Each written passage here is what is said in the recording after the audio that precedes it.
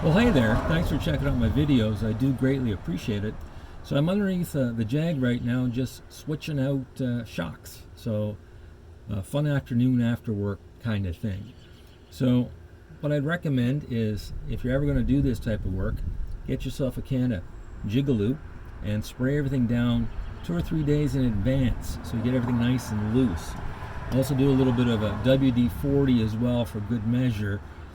I also use an impact wrench that I picked up off of Amazon, and I have a little review there in my live section, so check that out if you could. Normally we talk about Turo cars or Turo maintenance. We talk a little bit about the rental experience, come up to about a year on that one, so that's pretty cool. So again, just out doing a little bit of work. Thought I'd do a quick little short just to kind of give you a little reminder that I'm still out there.